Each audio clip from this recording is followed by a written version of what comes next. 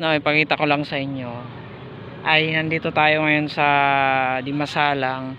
So napakaganda Dimasalang Pier. And then pakita ko lang sa inyo dyan na part is sakayan papuntang presidential. So magsasakay kayo ng presidential, no, totally may mga bangka kayong makikita dyan, mga dikatig. And then so may mga dikatig kayo dyan na makikita, di bangka papunta doon. So and then meron silang bagong wet market, ayan, sa Bandanan. So then pasyalan din doon. So napakaganda, pasyalan din doon, no. And then marami pa tayong ipapakita dito na yun nga, maganda yung tanawin dito kapag hapon, lalo na kapag umaga. Maganda tumambay dito. So pakita ko lang sa inyo dyan. So yan yung kanilang tambayan, no.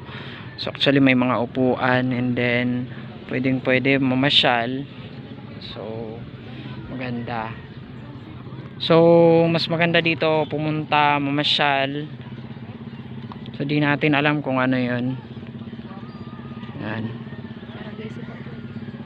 So Barangay Suba, no, Barangay Suba pala yun eh. So daanan, actually dire-diretso lang yan, no, dire-diretso lang yan. So actually Barangay Kanumay. So papuntang Barangay Kanumay yan, and then diretso Barangay Suba, no, Suba. So pakita ko lang sa inyo, no.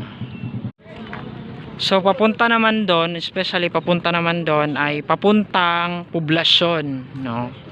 And then Banahaw papuntang city. So Banahaw, Balukawi papuntang city na yan, no. So actually papuntang city na. Then yan.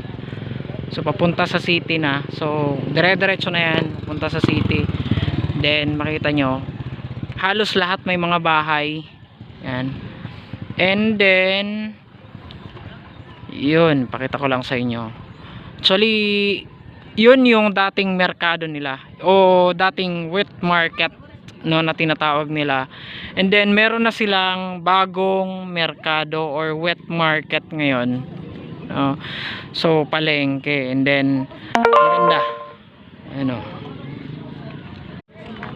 So papunta naman doon, especially papunta naman doon ay papuntang poblasyon, no. Now ipakita ko lang sa inyo ay nandito tayo ngayon sa Dimasalang.